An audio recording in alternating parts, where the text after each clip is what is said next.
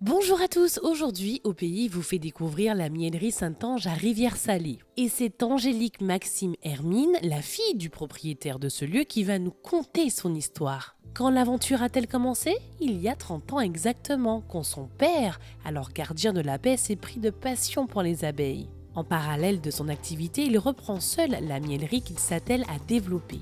Il la nommera Saint-Ange en hommage à son prédécesseur. À ses débuts, sa clientèle était exclusivement composée de ses proches et au fil du temps, le bouche à oreille a étoffé le panel. Il y a presque 6 ans déjà, Angélique a choisi de le rejoindre, séduite par le métier. Aujourd'hui, elle s'investit pleinement dans l'entreprise familiale et s'emploie à créer des miels de qualité aux multiples propriétés de production locale. Mine de rien, le miel qu'on va consommer, on le consomme et puis on oublie tout le travail qu'il y a derrière les hommes, mais aussi tout ce qui est faune et flore. Alors déjà, ce contact avec la nature, parce qu'on est obligé de travailler de façon zen. Avec les abeilles, on ne peut pas être actif, on ne peut pas les bousculer. Ça demande vraiment d'avoir une certaine maîtrise de soi. Déjà, ne pas avoir peur de l'abeille. Il peut y avoir des moments où elles vont être plus agressives que d'autres. Il faut savoir comment réagir. Donc, parallèlement, on fonctionne avec les saisons. C'est vrai que parfois, les gens ne comprennent pas que tout le long de l'année, il n'y ait pas de miel. Mais en fait, les fleurs, les arbres ont leur saison. Donc, tout ne fleurit pas en même temps. Et il y a des périodes, comme la période des pluies, où la nature elle-même se met au repos.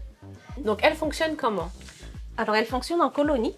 Et dans la colonie, on va retrouver 3 types de personnes, entre guillemets. Donc, la reine, les ouvrières et les faux-bourdons. Alors, chacun avec des fonctions bien particulières. Les abeilles ont une organisation bien rodée. Elles ne cessent de travailler en se relayant afin que les périodes de repos et de travail s'alternent sans discontinuer. La nature a beaucoup à nous enseigner, nous apprend beaucoup sur notre façon de fonctionner et ce plus que l'on ne pourrait le penser.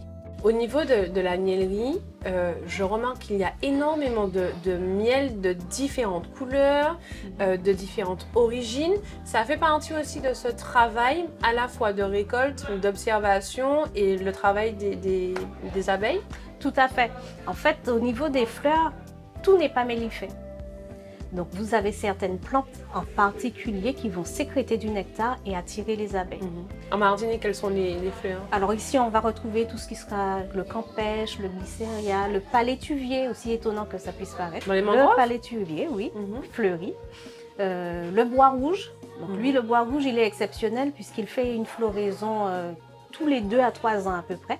Donc c'est un miel qui est rare, qui a déjà été primé plusieurs fois à la foire agricole de Paris.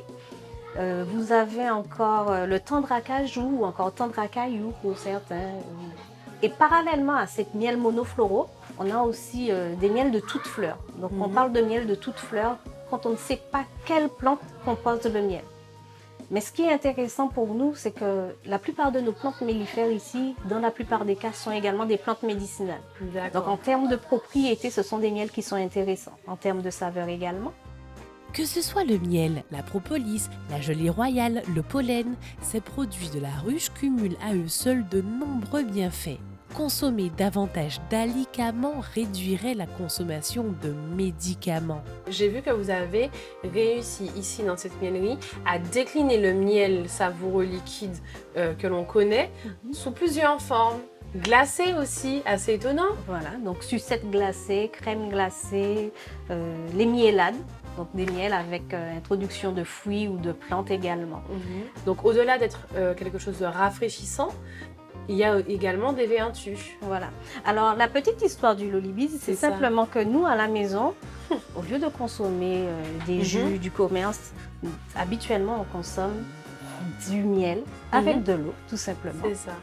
Et comme on aime bien les infusions, on s'est dit pourquoi pas ajouter du coquelicot ou de la mélisse, du gingembre. Et chemin faisant, on s'est dit, puisque nous, on aime quand même concocter pas mal de petites choses et on aime innover, pourquoi pas en sucette glacée? C'est la possibilité de se faire du bien. D'ailleurs, notre credo, c'est « Quand santé rime avec plaisir ». La Mielerie Saint-Ange accueille des groupes scolaires et des particuliers. Durant ces visites pédagogiques, elle s'emploie à démontrer à quel point l'homme et la nature sont intimement liés et qu'il est par conséquent impératif de préserver. Que de toute façon, on le voit, ça fait quelques années qu'on a des récoltes de plus en plus tardives, simplement à cause du réchauffement climatique.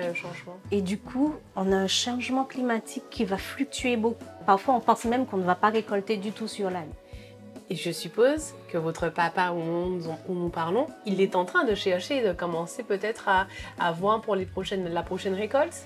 Alors effectivement, il est en train déjà. Ok. Parce que la récolte se prépare. En fait, on n'arrête pas de travailler. Même quand il n'y a plus de floraison, on est encore au travail. Parce qu'il faut veiller à ce que l'état sanitaire de la ruche soit maintenu. Il faut veiller à ce que les abeilles aient quand même suffisamment à manger pour pouvoir tenir pendant cette période où il n'y a pas de floraison. Donc voir comment elles se débrouillent, s'il va falloir les aider ou pas. Mais il faut aussi préparer la prochaine saison. Bon courage, Angélique. Merci. Et à toute la mielerie. Merci. La Mielerie souhaite faire connaître les propriétés du miel ainsi que d'autres fruits et plantes locales méconnues ou peu consommées.